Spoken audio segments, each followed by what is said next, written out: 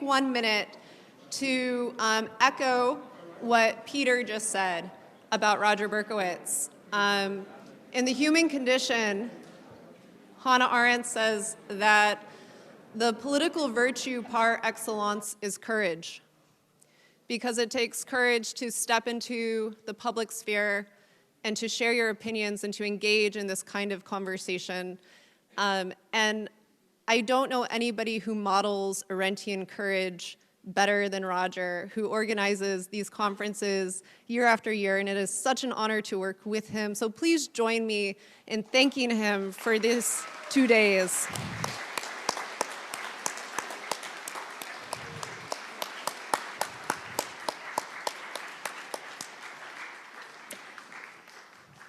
And now we have do you want to introduce Thomas? Okay, so now we have the pleasure of concluding our 2-day conference with this year's NEH fellow, Thomas Chatterton Williams, who has been teaching a 4-week course on Can We Retire from Race? And it's a pleasure to invite him up to the stage now with several of the students from that class to talk about the work they've been doing over the past few weeks. Please join me in welcoming Thomas. This will be later, I think. Yeah.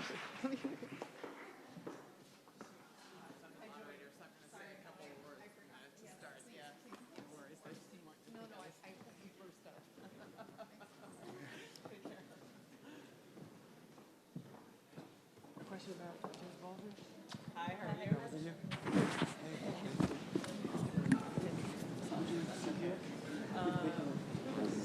Why don't you stay here?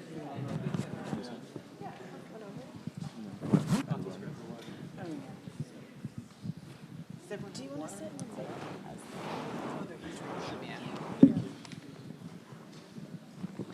Speak first and then go.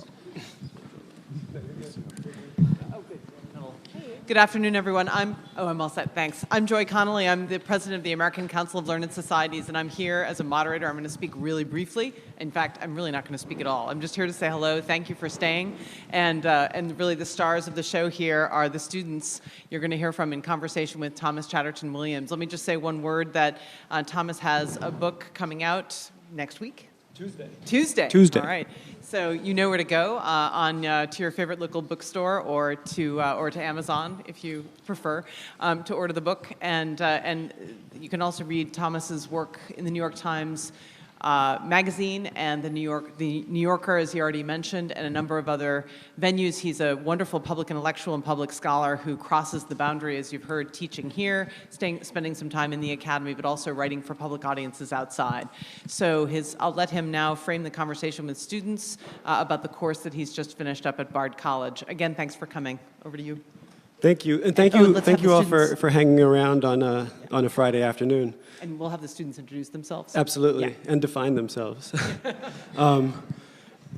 has been like a dream experience for me. I have a book coming out on Tuesday that I've worked on for the past 4 years and really thought about for the past 6 years.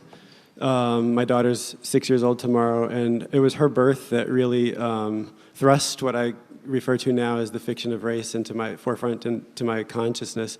I grew up the son of a black father, old enough to be my grandfather, from the segregated South, and a white mother. And I was born in the 1980s, grew up in the 90s, and really, with a kind of willed simplicity, thought of myself just as black, because blackness, black and white is a binary.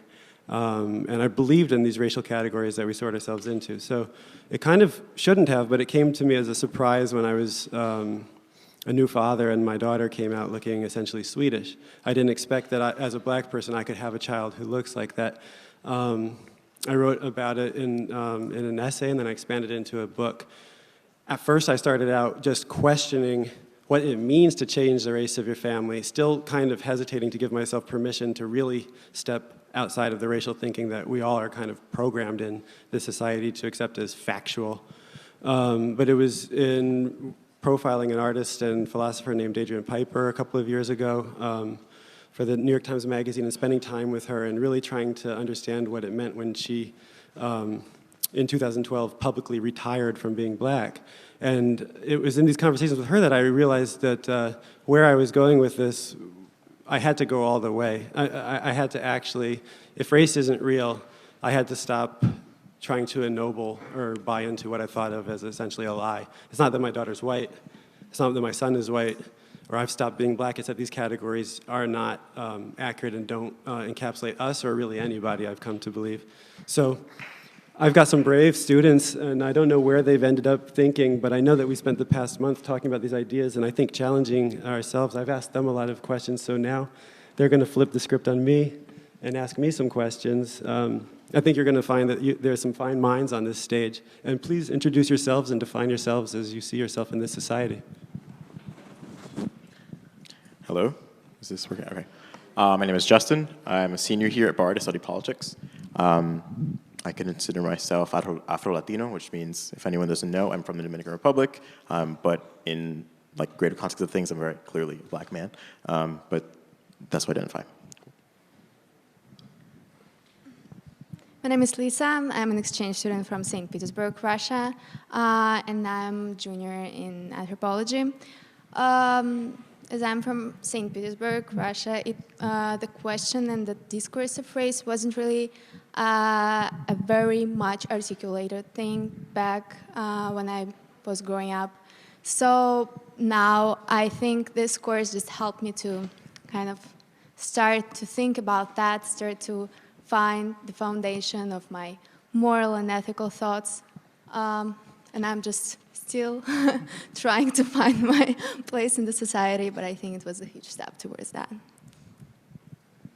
Hi, I'm Lourdes. I study politics here, and I'm a senior, and I identify as Afro-Latino as well as Justyn. And yeah, that's kind of how I've kind of occupied. That's the body in which I feel like that I occupy in American society. Hello, my name is Skye Carter. I'm a sophomore and I study the written arts alongside many other things that I haven't decided yet.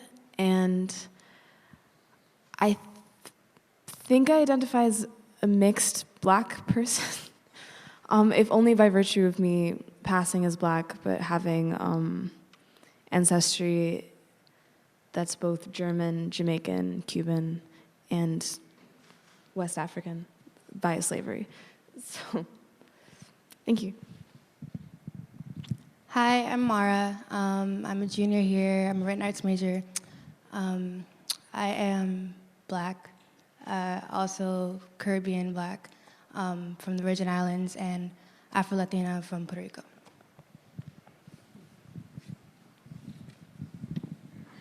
So Thomas, you said you'd flip the script and let the students ask questions Yeah, of you? but it's always hard to get a first question, so maybe I'll ask a first question. We read Adrian Piper's Passing for White, Passing for Black, a really, I think, sensational text about a woman who has two black parents, but most people who encountered her whole life, blacks and whites, thought she was white. And there's a kind of anger that she explores that comes when people find out that she's not actually white from both sides. We read Albert Murray's The Omni-Americans, which I think is one of the foundational texts about the kind of fundamental mongrel nature of this country. We read Zadie Smith. We read a little bit of my piece from the New York Times, and we finished with Racecraft, which is a book by Barbara and Karen Fields, two sisters, that I think is just the most brilliant text I've ever read on race. It's something that everybody kind of agrees is brilliant. Ta-Nehisi Coates blurbed it. But they're fundamentally rejecting the idea of race and saying that it functions in society the way that witchcraft used to. It's something that's not real, but it really affects people's lives. So what sticks out to you all from what we read? And we can just go in order. Maybe start with Justyn. Well, first encountering the description of the course, the question, I was like, this is not something I'm going to take seriously. You just want an easy A. No.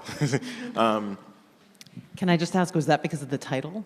Yeah, the title, so Can we retire from race? I'm like, well, no, very simply, I think things are way too intertwined. Systems are too intricate. You can't step out of anything without, it just feels like you are ignoring life if you are retiring from race.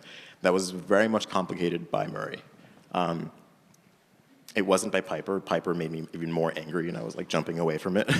Because of her class privilege, right? Yeah, there was a lot of what she had described as, what she was not describing was her privilege, which just made it so much more foreign to me for someone to jump out of race if you are so privileged to be able to just say, I retire from race when you are read as a white person.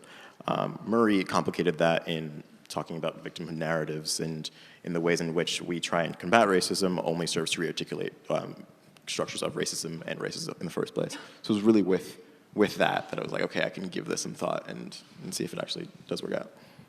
That's fantastic.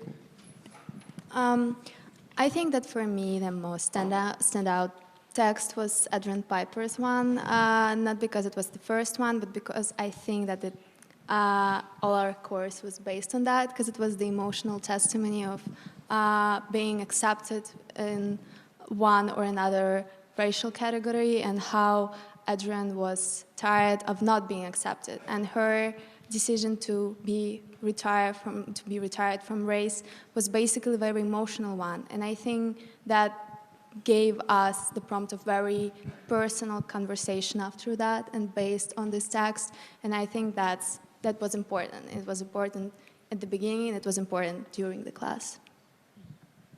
I think that the most important text for me, I think, was definitely Racecraft and the Field Sisters' kind of interpretation of how we understand slavery and oppression like now, and how we've kind of the missteps we've taken, like both in our language and our like historical narratives of like slavery, and how that kind of also relates to Murray and the ways we use terms of race in order to like categorize things that maybe we're not really talking about race, we're talking about class and other kind of issues, but also how like that also kind of makes us ignorant to how we understand race and like its oppression. Like I thought that was really fascinating text.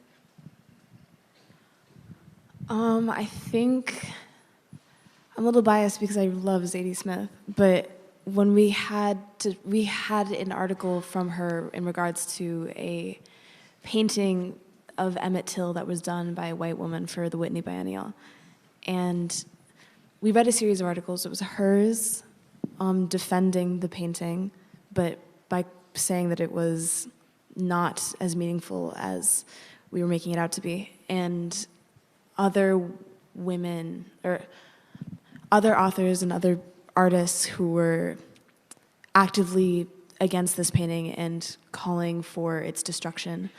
And what really stood out to me in all of those articles was how it was, at least the message stood out to me, is that it seems that, excuse me? Oh. It seems that black culture is becoming not black enough for itself. And I found that That's a great point. I found that incredibly interesting in the sense that, like, none of the speakers, none of the authors writing about this one piece of culture that is incredibly infuriating to some and apathetic to others, nobody knew how much of a claim they had upon their own blackness to be able to speak on this thing. And I think that spoke to me a lot, and a lot of people I talked to, and me relating my own blackness to others and theirs to mine, and it just made me rethink how, if race can truly encapture us as well as I think we'd want it to, or if it needs to be redefined. Can you say why? What was it about Zadie Smith? Why did they feel that they didn't necessarily have the right? Because I don't know if everybody knows Hannah Black or Zadie Smith or Victoria Princewell. They all had a reason why they were kind of outside. Right. So Zadie Smith is a biracial woman, a Jamaican British woman she's an incredible author. She's like the Beyonce of the literary world. And so in her article, she seemed a little bit insecure about her own biraciality in her commenting on this thing. Especially her children, she called quadroons. Right. And she said, are they black and are they able to have a little bit of access to black paint, or are they already crossing into whiteness, and who gets to decide? Right, exactly. I think she specifically asked, would my children be able to comment on this painting? And like, honestly, we had read another text from a octoroon, which would have been Adrian Piper, And a lot of us in the room did not think that she could comment on That's blackness, true. which was interesting. But I think reading Zadie Smith, I felt differently. But so her biraciality was her means of being invalidating herself, or being invalidated to comment on this thing. The other author was Hannah Blackwell. Hannah Black, who was also a biracial English woman who was very angry about this piece and felt that it needed to be destroyed, but she was also not American, and so her connection to it was also fraught because she wasn't within the context, the racial context that the painting was made in. And then the last person was Victoria Blackwell, no, Princewell. Yeah. Victoria Princewell, who was an American black woman, but did not have the same social capital. She's actually a British. She's black also woman. Yeah, British. so she didn't have the nationality claim. Well, nobody had a claim to talk about this. And so, but everyone was. And I think with Victoria's case in particular, she felt threatened by the fact, from my interpretation, she felt threatened by the fact that she was being represented, in her opinion, as a black woman by someone like Zadie Smith, who didn't really look like her, who was famous, who may have gained some of her fame by virtue of her being lighter skinned and therefore having more access. And so, yeah, it was just very interesting dynamic between the three of them. And I'll pass this over to Mara now. So at the beginning of the class, we first touched on Piper, and I'm sorry. Okay, yeah, so at the beginning of the class, we first touched on Piper, and she didn't sell me for the fact that, like, she seemed to benefit from being able to retire from race, and she could afford to because of her privilege. But something, the text or author that really stuck out to me was Murray, because his understanding of race and the way black people should categorize themselves in terms of their race and their nationality was that black people should claim themselves as the oldest Americans. Exactly. Because of their how do I articulate this? The way that this country was founded, and yeah, just that understanding, and the fact that he wanted to group Americanness with all of the different terms that come along with how America was founded in terms of the black people, the people that colonized, I don't know how to articulate the term woodsman, but the backwoodsman of the frontier. There's the frontier identity, the African, and there's the Yankee that he describes as some of the early colonists. Yeah. So because of this, he wanted all Americans to claim that nationality, as opposed to trying to trace their origins back to Africa. And he's the first person that actually convinced me to look at race in that different aspect and look at nationality in that different aspect, and looking at them parallel to each other.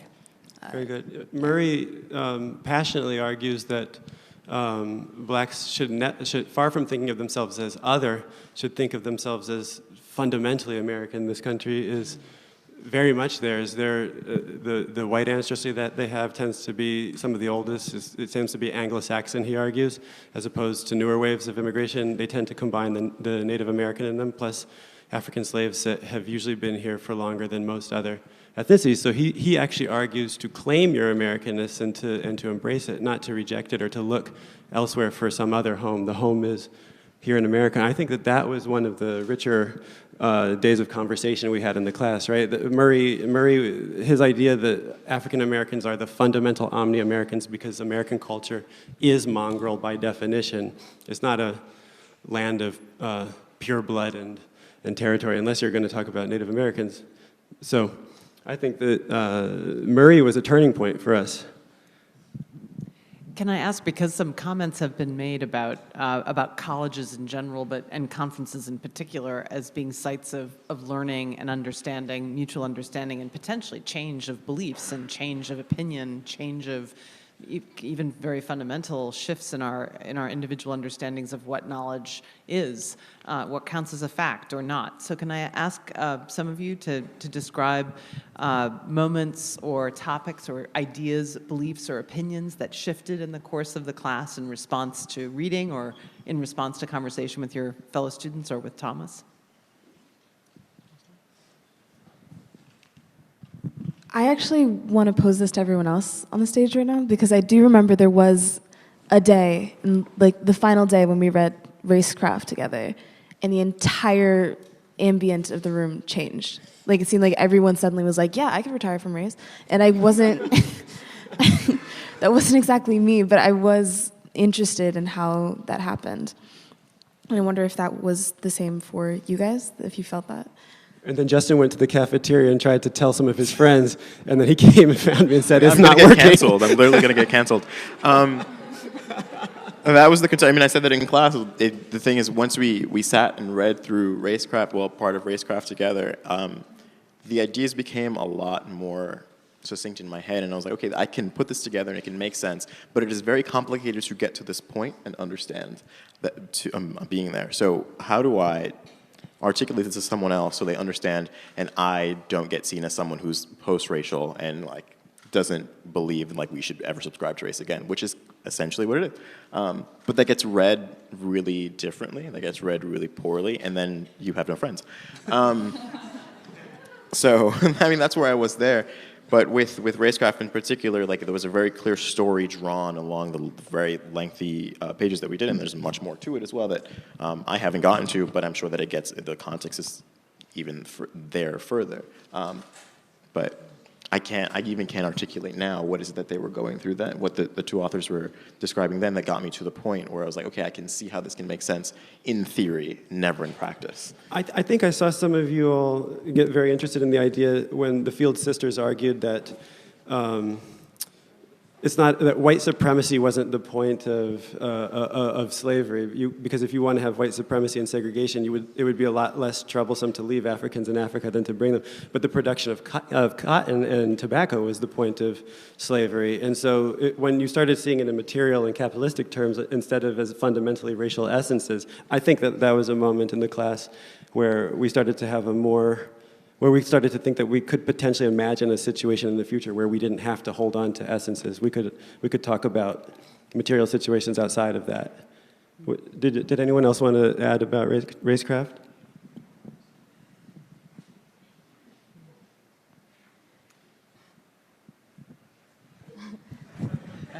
I mean, I'm still of the mind that it wasn't solely like they chose Africans for a reason, but I still think it was beneficial to read. I think it was interesting to actually have that. Because I think it definitely, Racecraft articulated a lot of the arguments that we see combating racism, like in the sense that they broke down indentured servitude, they broke down the Irish racial class before they were adopted into whiteness, they broke down the ideas that slavery was solely an economic necessity. But then that too, I think we were also able to question in some regard. I mean, based upon, at least in like my prior knowledge, like with slavery being what it was socially and what it did and how the torture and trauma of slavery was still something that was not necessary to the labor in the slightest. And so... There was the fundamental insight that they had about why that had to be, right? Do you remember? In a nation founded on absolute liberty, where every man is supposed to be equal, where every man can see that truly some people are not being treated as equal, you have to have a very powerful ideology of inferiority to justify such mistreatment. But it's fundamentally an economic purpose. The mistreatment is for a purpose, but you have to have a huge system, an ideological system to make that work. Right. And I do wish we did go... Maybe that would have happened in other chapters, but I do wish we had gone into more of the psychology of racism and the psychology behind creating that ideology in the way that it was created. And that's me.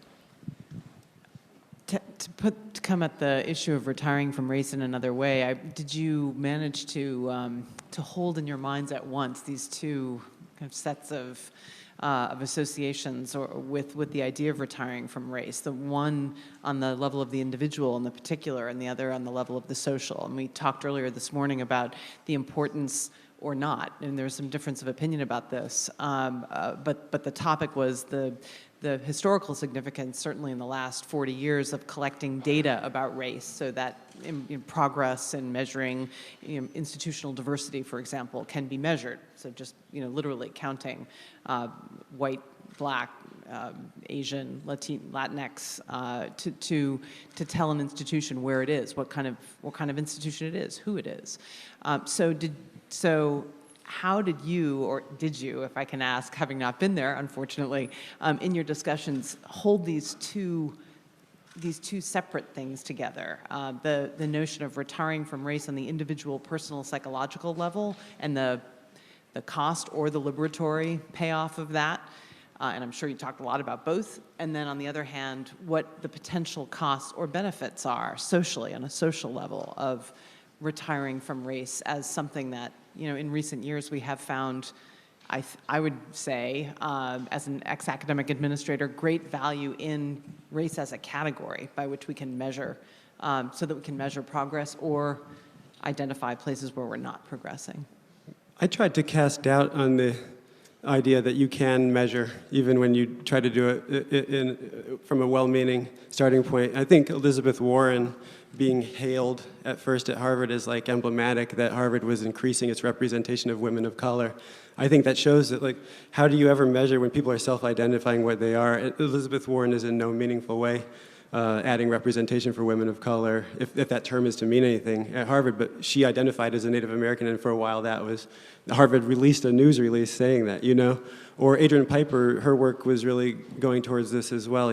She was an affirmative action hire when she went into the academy, and some people got very mad at her when they realized that this is what they thought they were getting a black woman. And then the reverse happened to her as well. So I think that categories, we think that we're getting more precise, and we think that we can measure these things, and now we can mark more boxes on the census, but that's only 19 years old that we've been able to do that, and these categories are fundamentally imprecise. So I tried to cast doubt into that. How effective was that? Do you still believe in the boxes, in the categories? Lourdes is laughing.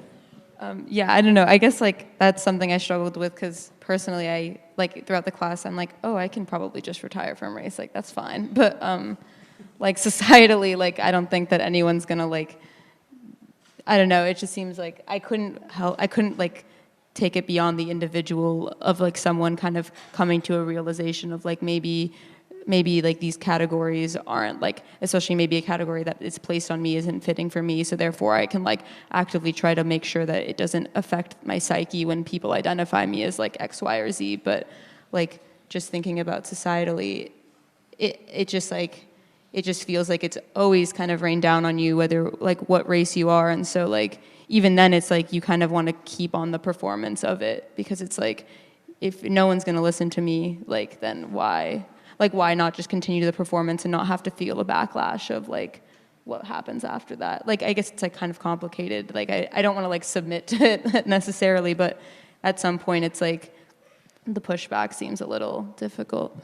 But you put your finger on the word performance, which I think was a word that came up a lot in class. Yeah. No, I've been thinking a lot about performing, especially in acts of racism, how to respond, and if there is a correct response of being upset or frustrated, or maybe especially with the Zadie Smith piece when she sees the painting of Emmett Till and she just kind of has this indifference this look of indifference to the painting, as if it's oh, this isn't admirable at all, it's just kind of a mediocre painting, and she kind of proposes was this the correct way to respond, should I be is there a correct way to respond to something that is perceived as racist? And I think right. Was she supposed to perform racial outrage when she didn't feel it? Yeah. Mm-hmm. Yeah.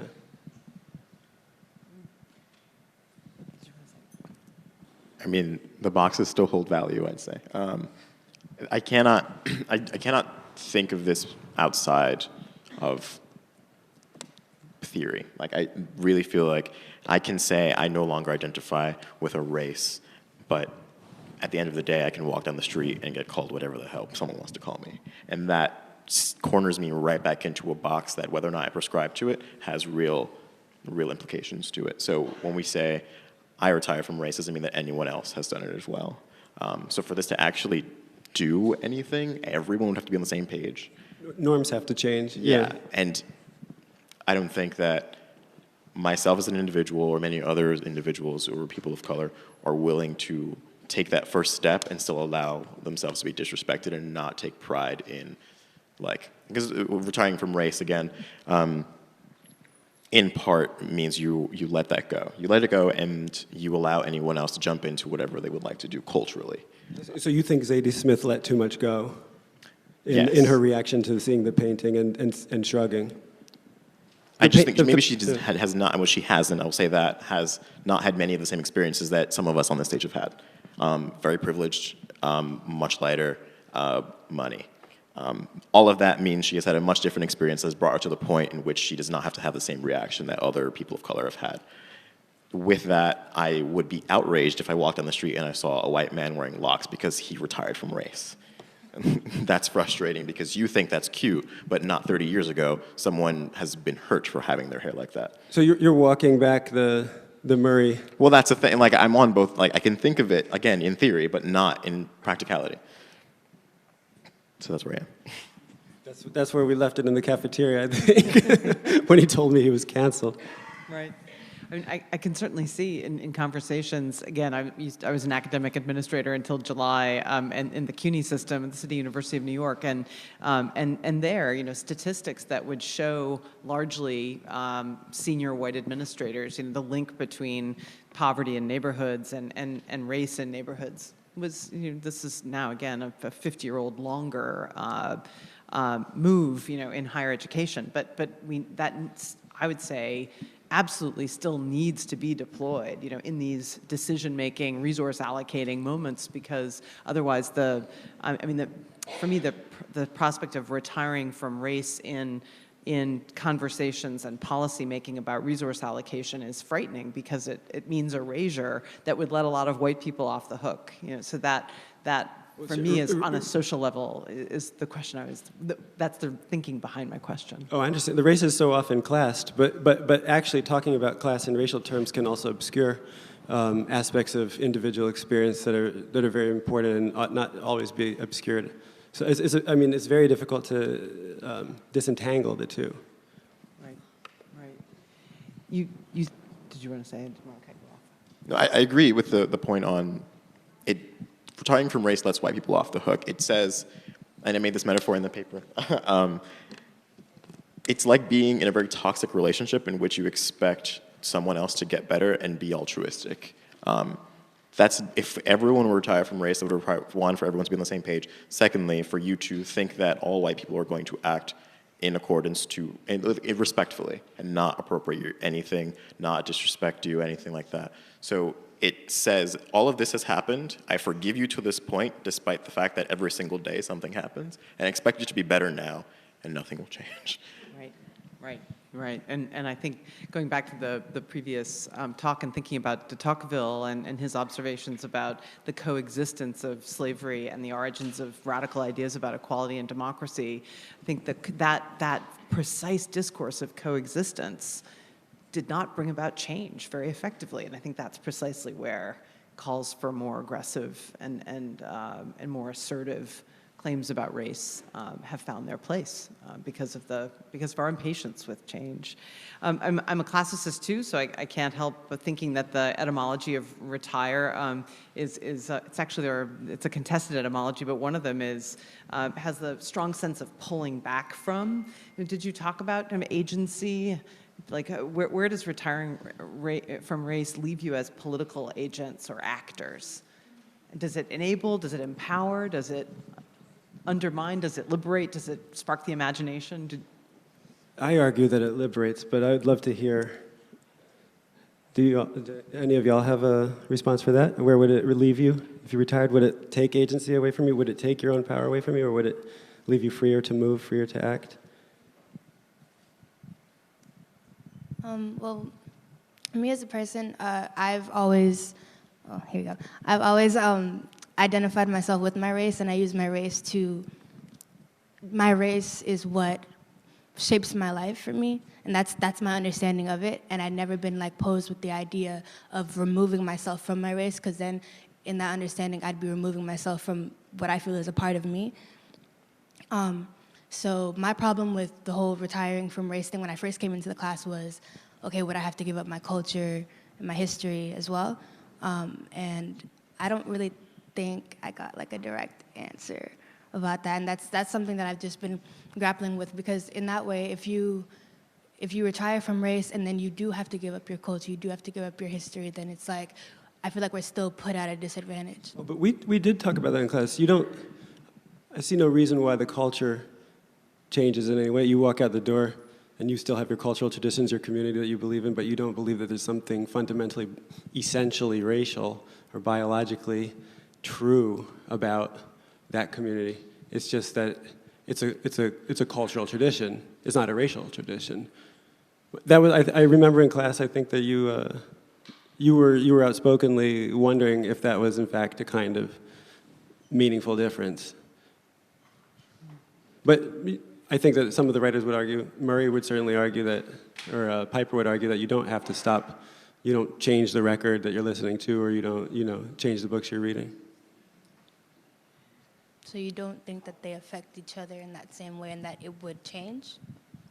I don't. I mean, I was thinking that you were, I don't know, I thought that you were coming around to the idea that you could retain your culture. Yes. Oh, I'm sorry. Okay. Yeah. Yes, but I feel like as race, okay, so Adrian Piper said that racial classification originally served as a purpose to, what's it called? To the separation of goods. And I feel like now race has evolved in a way that it encompasses culture and it encompasses history. And it's like, at this point, going back to the original purpose of race and trying to work to retire from it, you can't, I don't think the two can be separated in that way. And that's my problem as of late, is looking at separating race from culture, keeping culture, retiring from race, and just seeing the effects of that. Yeah. It's hard for me to just wrap my brain around it as a How whole. do you meaningfully belong to your community if you don't have a racial bond with them? Yeah, especially because, like, as I said, I'm Caribbean American, Caribbean Black, and I moved from the Caribbean to the South. And I was very easily able to integrate into Black Southern life due to my Caribbean connection. And I feel like let's see, how do I want to, so because of that's where I got my sense of community. So that's where my problem lies. I don't know how to articulate that, but that's where my problem lies, yeah. Anybody else?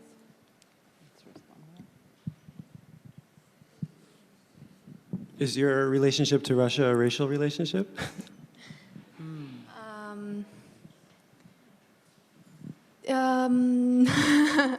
That's a tough question.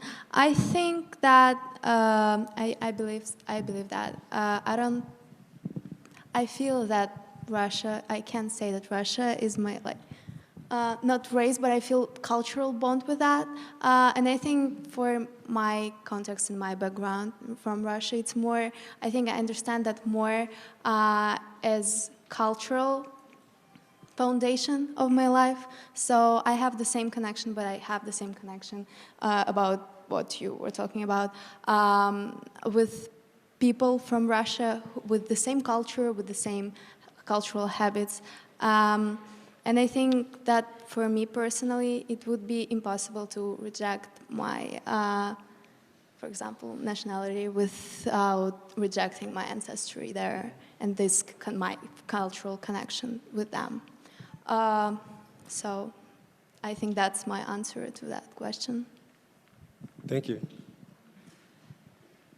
We have some time potentially to take questions from the audience too. So yes, I see I had the sense of curiosity from the audience right in the back. Yes, yeah, I think there's a mic running up its way to you. Hi, can you hear me? Okay, great.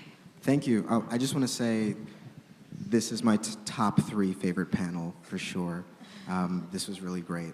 Thanks, guys. But my question is for all the students, and especially for Justyn. Oh, of course, Mark, thank you. You're welcome, Justyn. But please, everyone else, feel free to answer. As current college students, and after having taken this class and toying with the idea of retiring race, how do you think you can go about convincing your peers, right? Regardless of if you believe this particular idea, how do you think you can have these kinds of conversations, right? Like, I know you had the moment where you were talking to your friends and they kind of canceled you, hopefully not for real, but how do you take such an idea and just engage in a conversation with people and move it away from, I guess, this theoretical, sensibility into something real and practical that people can actually understand and engage in a dialogue? What are ways that you can imagine doing this kind of work?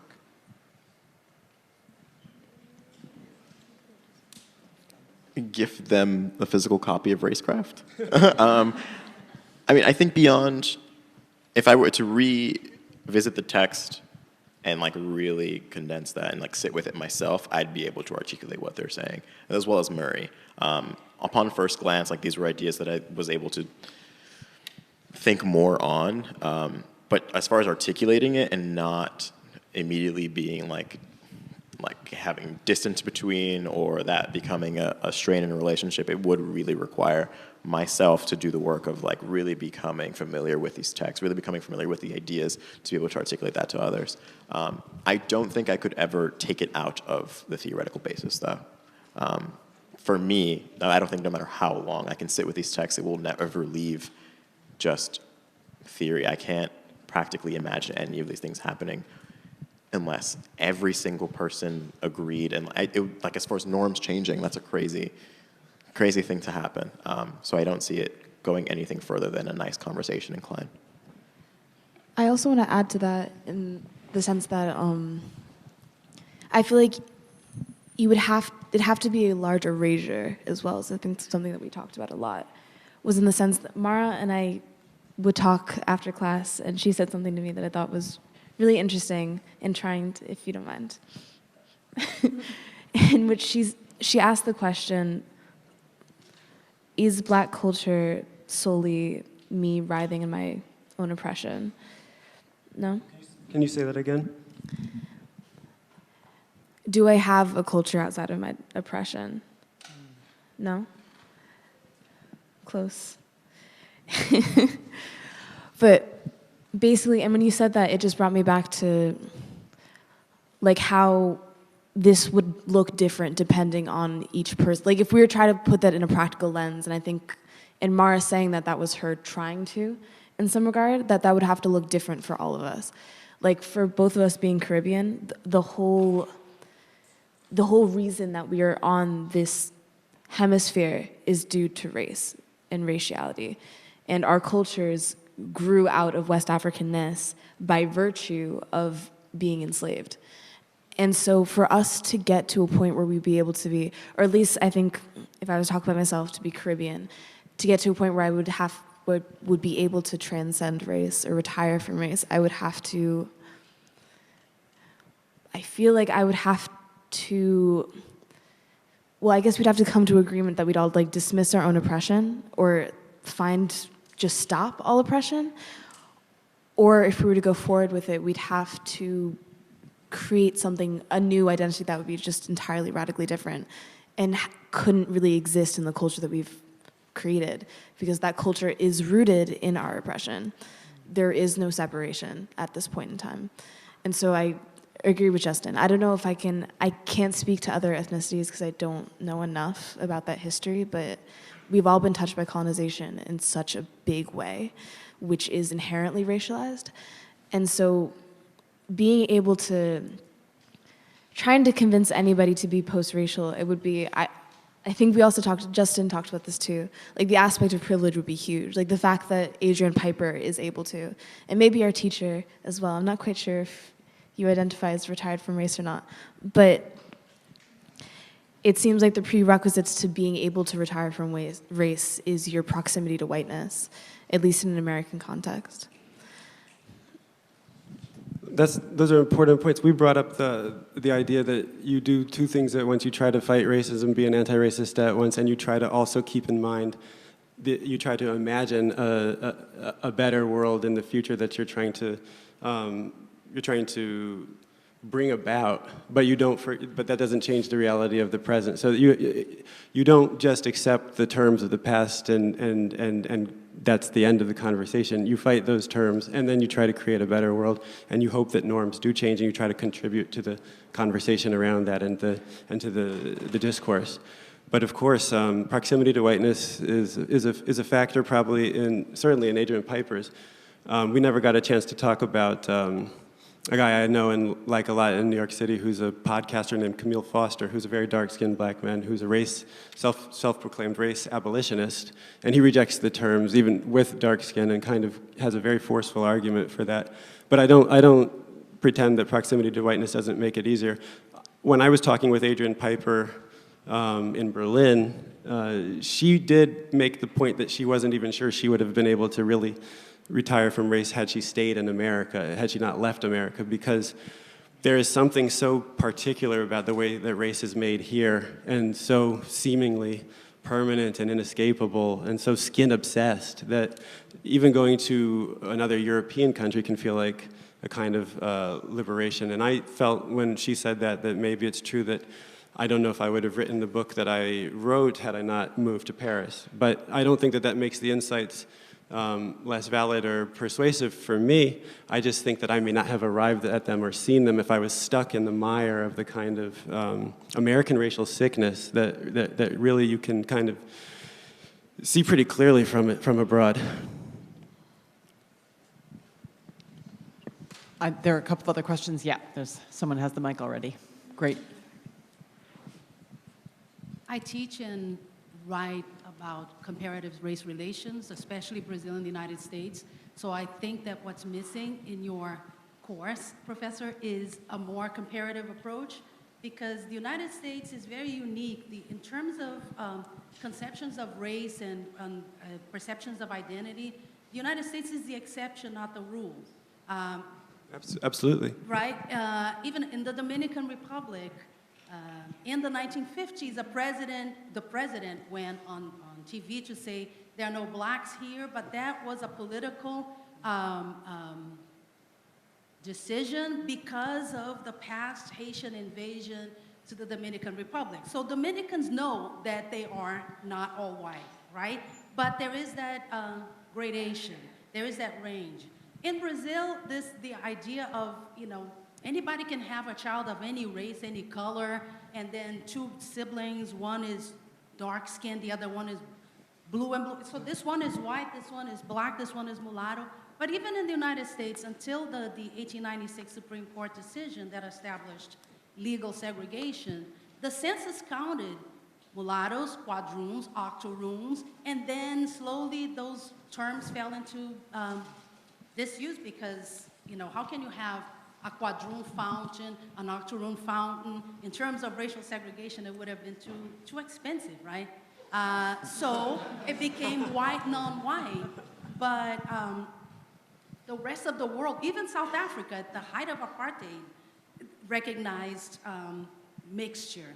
So I think it would enrich your course to look at this way. Like in a society where people are freer, where race is seen as more fluid, and I will add that Brazil is the country with the largest African descent population in the world outside of Africa. And race is fluid. There is racism, but there is racial fluidity.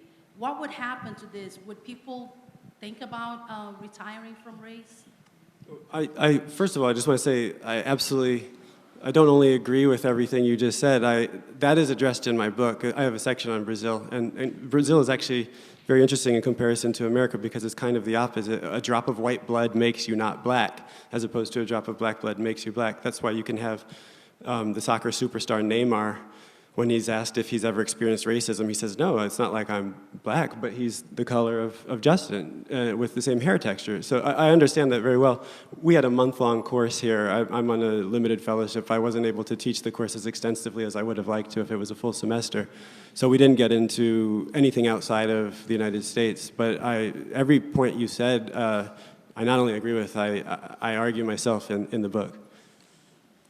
Racial fluidity, but I think there was a question at the end. Racial fluidity doesn't necessarily on its own solve. I don't think the presence of racial fluidity in the society solves it. Mixing alone isn't going to get there. What I've been trying to instill in the students is the understanding that you can't just go to the cafeteria and tell your friends that you're retiring from race. Retiring from race, it's an achieved perspective. It actually requires a lot of work.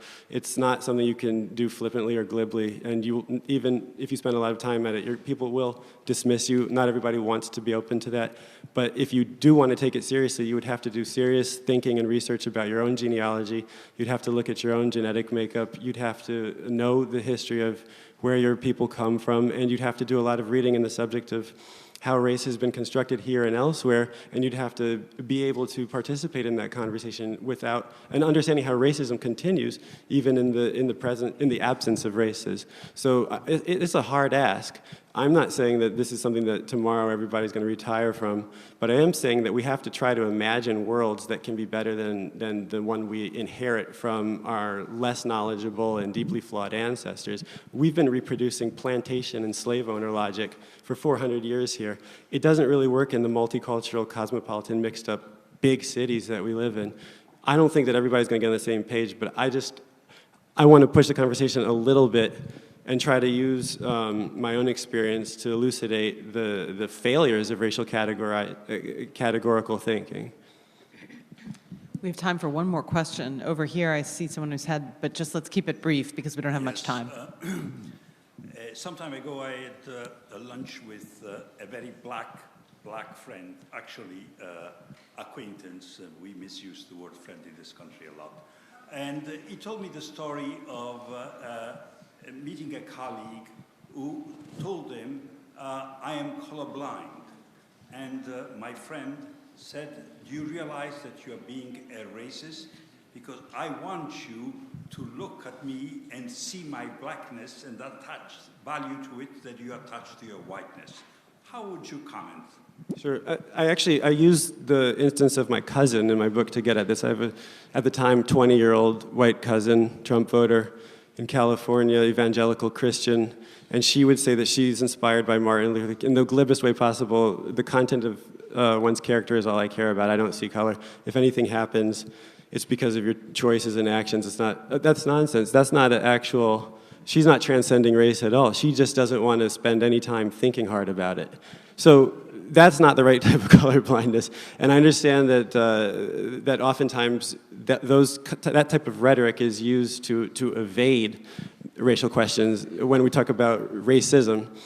But I don't think that that's the only way that we could strive for a truly colorblind perspective that takes into account racial histories, racial injustice, and the realities of racism on the ground as they're lived, but strives towards a transcendent humanism that ultimately would mean that the black skin of your acquaintance has no greater weight than brown hair does compared to blonde hair. If pigment in skin meant what it means in hair and irises, I mean, we would be in a much different place. It's reminding me of Samuel R. Delany, wonderful science fiction writer, African-American science fiction writer, who talks about the need for science fiction precisely on these grounds, so we can imagine new worlds. So on that note, complex, nuanced, I'm going to hand it. Excuse me. Oh, I'm sorry. Did I cut you off? Sorry, we had no. I cut you off. I'm very sorry. No. I just meant we have one more question for our teacher please, before we end, if that's okay. Yep. Okay, so I actually... Mike. Yes, sorry. Okay, so I actually had a question for you in terms of you experiencing life outside of America's context of race by living in Paris. Me just trying to wrap my head around things. Okay, so because of the fact that you can go to Paris and there's a unified understanding of everyone being French and not like white or black. How does France as a country see black culture? Well, it's not that everybody's French and no one sees. There's the French Republican ideal that says everyone's a French citizen, so they don't actually take statistical measurement of identity groups, which may or may not be problematic. There's reasons to find that insufficient. However, as an American in France, France has a long history of being interested in African American culture, going back to the jazz musicians and the GIs who came. And France has a kind of fascination with America in general. James Baldwin, lots of writers have noted that you can arrive in Paris and feel very liberated as a black man because for the first time in your life, or a black woman, for the first time in your life, you're encountered in social spaces as an American, not as black, but your fundamental identity as American, which you didn't feel when you were back home under the crushing racism that he was experiencing. But, he writes very eloquently about if you're half conscious, you realize that someone else is occupying the position in society that you had been occupying back home, and so it can tear at the black American abroad. My own experience is that, I wasn't escaping what James Baldwin was escaping by the time that I moved to France in 2011, but I did actually escape the American racial binary, which forces you into you're either black or white, and everything is kind of organized along those two poles. And I just kind of simply existed as an American. Sometimes on the street, because of how I look, people read me as a North African Arab. As soon as I open my mouth, I'm an American. So for all intents and purposes, I kind of am outside of what I've lived my whole life here in my actual social experiences. So it's not that France is a perfect society or that racism isn't a salient feature of life. It's just that I have evaded the kinds of racisms that I interacted with or that were real to me in America. So in a way, it is a kind of an expatriate life is kind of a life outside of the terms of the society that you've come from. And it's not everybody can leave their society and live abroad, I understand that, but it can give you a perspective of what is strange about where you come from. I'm beginning to think that every class we teach in every college should end with a panel where students get to ask their teachers the questions they've wanted to ask. I want to thank the students especially. Fabulous, thank you. It was really a pleasure. And Thomas Chatterton Williams, thank you. Thank you very much. I'm going to hand it over to Roger to give us some final goodbyes. Well, thank you, Joy, and I actually like that idea. And it's become a tradition now at the conference where the NEH fellow teaches a course and then the students come up and they do a thing. I'm thrilled with this tradition, and I hope it will continue. So thank you. Thank you all for being here and staying and enjoying this conference. I know these are hard questions. I know this is not easy, but I hope you were provoked. I hope you thought. I hope something from this will stick with you. I now need to ask all of our speakers to leave and catch the shuttle, because we are going to go to a quick dinner. And then we're going to go see the play. And if anyone has not got tickets and wants to, I really encourage you to see the play, The Underground Railroad Game, either tonight or tomorrow night. Thank you all, and hopefully we'll see you next year.